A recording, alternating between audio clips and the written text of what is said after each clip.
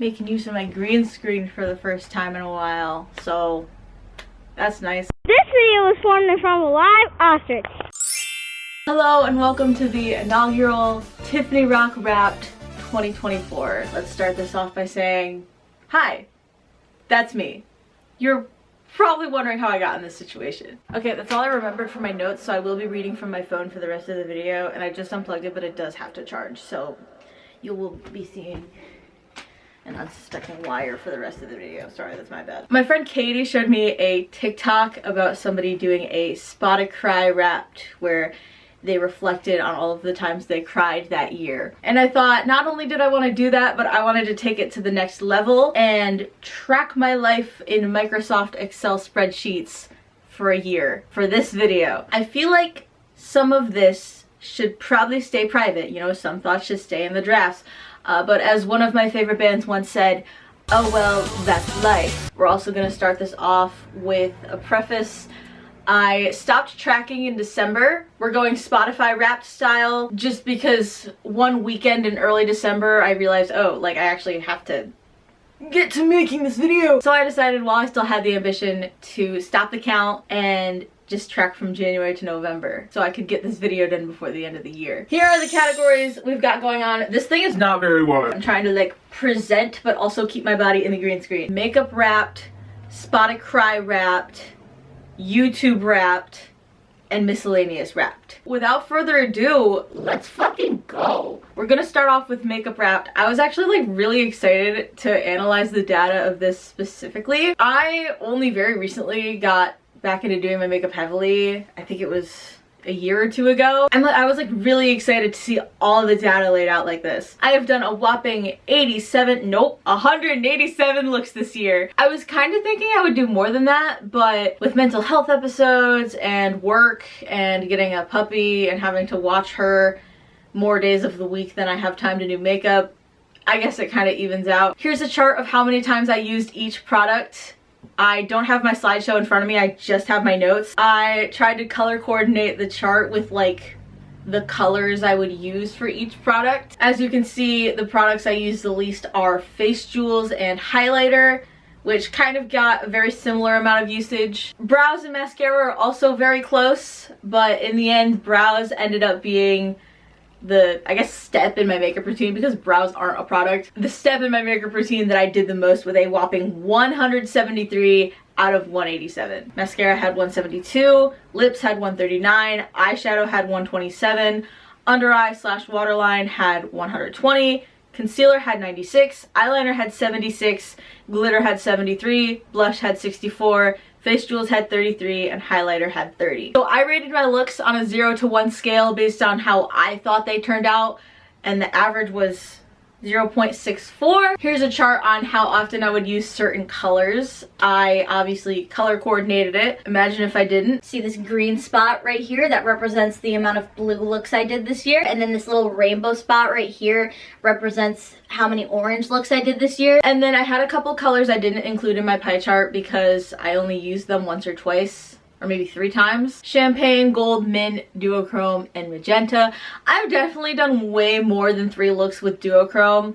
I'm wondering if I like tracked it different throughout the year because in like the past week I've done more than 3 looks with duochrome. Here's a chart of how many colors I tend to use for each look. I only tracked up to 3. I think next year I want to track this a little bit differently, and instead of listing each color, I will also include how many colors I used in the look because some of the looks in the 3 spot on the pie chart were probably more than 3, especially considering the fact that one of the colors I would list was rainbow. I'm ending off this part of my wrapped by showing you some looks that I fully thought were perfect. 1 out of 1, 10 out of 10, whatever you want to call it. Starting off with this rainbow Valentine's Day look, the rainbow blend in the blush is immaculate, and it's also exactly what I pictured when I got the little heart charm thing. And then we go to the look that I actually did on Valentine's Day, which was a recreation of somebody else's look, but I don't care. I still think I nailed it, especially compared to last year's Valentine's Day look. My next 10 out of 10 makeup look is an attempt at what I thought was kind of sort of scene makeup. I don't know if I ever got an answer about whether or not this was scene, but regardless, I looked sexy. I proceeded to do this as my signature look for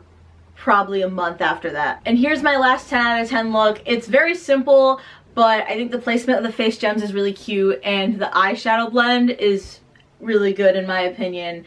So that's why I rated it a 10 out of 10. So that's it for the makeup wrapped. Let's move on to what's probably going to be the most exciting part of this video, the spotted cry wrapped. If you're new here, I'm a baby. I cry a lot. I cry at the drop of a hat. I do think tracking my cries for this video skewed the data a little bit actually, because in the first half of the year at least, I was hyper aware of the fact that I was writing all of this down, and I didn't want to write it down. So if I wasn't feeling an emotion that was strong enough to force tears out of me, I wouldn't cry. That being said, I cried 110 times this year. Honestly, I kind of expected it to be more. I told my mom about this video idea and I threw the number 130 out of nowhere, and she said that it was probably more than that. July was a big month for me. I flew to California. This was my first time traveling alone. This was my first time traveling. I was scared of the flight, and then when I got there I was homesick, and when I came home I missed it. So July was a lot of big feelings for me, so it makes sense that this was the month that I cried the most in. But on the opposite end of that, I went a whole month without crying, which is kind of crazy. I'm gonna pat myself on the back for that one. So here's a chart of some of the emotions I felt while I was crying. I will be crossing one of these out because you guys don't need to know that information. It should be saved in the draft. I realized while I was taking my notes that I did do this chart wrong, because I was gonna do unique crying emotions the same way that I did unique colors in the makeup wrap, but at this point I had already saved all of the slides in my slideshow as JPEGs and I didn't want to go back and fix it. So instead I'll just zoom in and let you get a close look at the chart. I'll just let it scroll for a second behind me. So now we have some top tier reasons that I cried. One of my biggest fears is stink bugs. This time in particular though, it wasn't just because I saw a stink bug, I will say that. There was a couple, you know, small things that led to tears, but saw a stink bug was still in the spreadsheet. And then we've got my two happy cries. On January 11th, I saw a really funny TikTok and I sent it to my friend and just said us, and that made me laugh even harder, and I laughed so hard that I genuinely cried. And then on January 16th, my brother was in the shower and we have an Amazon Alexa in our bathroom and it's connected to my Spotify. So I went on my Spotify and played clown music, and I thought it was so funny that I laughed so hard that I cried. This one is just, I think I cried a lot this day. The next entry in my spreadsheet was, I've cried so much today, please make it stop. I miss Sharia Moore. Mood? Sad, but in a silly way.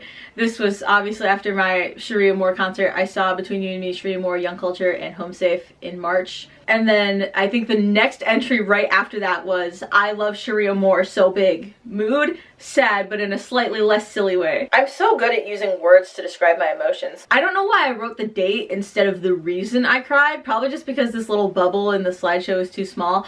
But it's, I don't know, this is just in my notes app. I don't know why I wrote this one down because this one isn't funny. I found out that Jay from Between You and Me blocked me on Instagram, and then I found out that JT from Between You and Me blocked me on Instagram, and then I cried because I was starting Twitter drama over the whole thing. People were calling me parasocial, people were calling me a freak, people were subtweeting other people, and then I cried because Between You and Me fucking hates me because 2/5 of them have me blocked, and then it's just, I don't even know, to be honest. This one's another happy cry. When I met Elliot from Cemetery Sun, the first thing he said to me was, Tiff, I've been waiting to see you all day. And thinking about that made me cry. I guess maybe it's not a happy cry because I miss Cemetery Sun. Just the Don't Cry episode of Game Changer. I had a Game Changer fixation in like May, I think, April. I don't know, there's no other nuance or context to be had there. It's just the Don't Cry episode of Game Changer. The night before I left for California, I didn't sleep much because I was crying because I was terrified of the flight. Once I got to the airport and left my dad, I cried again because I was scared again, but this time I was at the airport. Here is a tier distribution chart. Kind of shows how often I cried each month. There's not like a consistent pattern or anything here. I downloaded this template as a crying wrapped template, and it came with this slide for crying memes. I didn't have a lot of crying memes I used this year, I don't think, but here are some. Here are a few songs that I cried to, and I only know that I cried to them because I listed them as reasons why I cried. I've definitely cried to a lot more songs this year. I'm thinking Ezra, probably one of their songs. I'm sure I cried to My Way Out by Younger, but I didn't write any of the songs down. Next year, I will keep that in mind. Same thing as the makeup wrapped. I rated the intensity of my cries on a 0 to 1 scale. Average was somewhere in the middle. I cried more in the afternoon than I did the morning. I don't know if I ever noticed this because when I cry, it feels like it lasts forever, but I tend to actually have pretty short cries. The average length was 17 minutes. Here are a bunch of places that I've cried. I've cried all over my house, so I just kind of made it one thing. On my spreadsheet, I would list it as like my bed, my mom's bed, the living room. Making this slide made me realize that I've cried in more places than I thought. I used to keep a folder on my computer of crying pictures for some reason, maybe to save them and use them as memes, but I haven't done that anymore, so I only have 2 pictures of me crying this year. I probably took a lot more videos of me crying because I would yap to my close friend story on Instagram, as seen in that second picture. Is actually a screenshot of my Instagram story from when my flight home got canceled. It was literally fine until I said goodbye to Josh and Holly.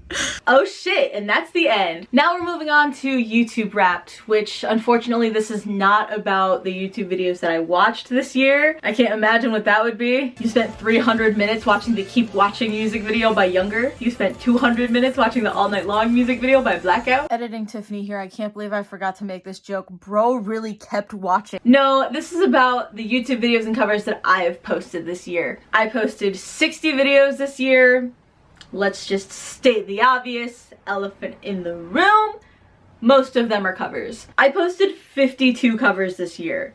If I had stockpiled them every time I recorded them and posted 1 cover a week, I could have posted a cover every week this year. I've got like 3-4 music review videos. Is it 5? I don't know. The data is skewed because I posted my Blackout review and I also have my Exhume Rebirth album review sitting in my private videos. It's done. I just have to wait for the album to be released in order to post it. Anyway, that being said, I also did 1 movie review this year. I did a review of the new Mean Girls movie. That was kind of fun. I had another movie review that I planned on doing, and I don't know if I took notes for it or if I just never did it. Maybe I'll revisit that idea. And then I posted 4 vlogs this year, 3 concert vlogs, and then my California vlog. This slide might have been a little bit unnecessary because like I think I've already said a lot of this. I posted 52 covers. My most covered band was Between You and Me with 12 full-length covers. And then we've got a couple bands who I regret covering, that being Loveless and Between You and Me, with a whopping 14 covers that I regret posting. I didn't really know what chart would be best for this one. I'm not an Excel girly. I was doing this for funsies, so I decided to just keep it a list. These are the bands that I covered and how many of their songs I did. And here are my favorite covers. These aren't in any sort of order. These are just songs that I thought of when I saw my list and I just really loved doing. I thought were really fun to cover, or I thought that I sounded really good on. I didn't rate these as I went like I did my makeup looks, but next year I will be doing that. I don't know if you'll ever catch me at a show without my camera in my hand, which is a controversial statement, but that's how I enjoy the moment. I like taking pictures, I like taking videos, and I like editing them after the show.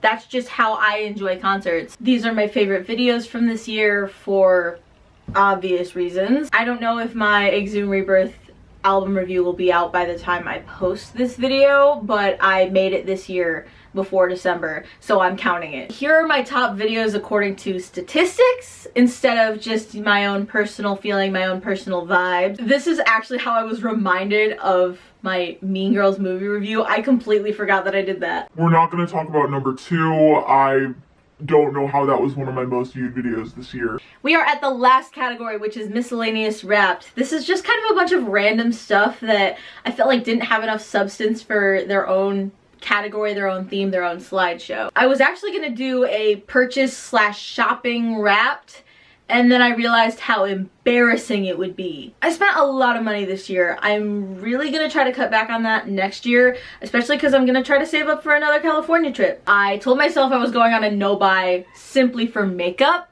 not like a complete no-buy. And that didn't go very well. I also got back into scrapbooking this year. I started scrapbooking in 2021. lost it, I think, mid-2021. And I got back into it this year, and I have no impulse control when it comes to stickers and scrapbook paper. My friend Alex is like the only person I tend to talk to on the phone. I think I talked to my friend Ashley on the phone once. I video called with Jay from Blackout one time, but I have called with Alex 133 times this year.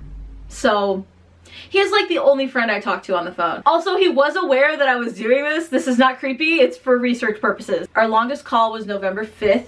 We talked for 2 hours and 10 minutes, followed by July 10th, August 14th, November 10th, and May 28th. Our average call time is 35 minutes, which makes sense. We've had some long calls, but then we've also had a couple calls that'll last like 5 minutes, and then he'll be like, oh, hold on, I'm getting a phone call, I'll call you back. I noticed that our biggest call months differ when it comes to amount of calls versus call time. When it comes to amount of calls, January was our biggest month. We called 21 times. And then after that was July, and then May and June tied, and then March and February. But when it comes to call time, May was our biggest month, followed by January, July, June, and March. I thought about doing more with the fast food tracker I used this year, and then I realized I ate fast food 186 times this year, and I don't think I want to dive more into that.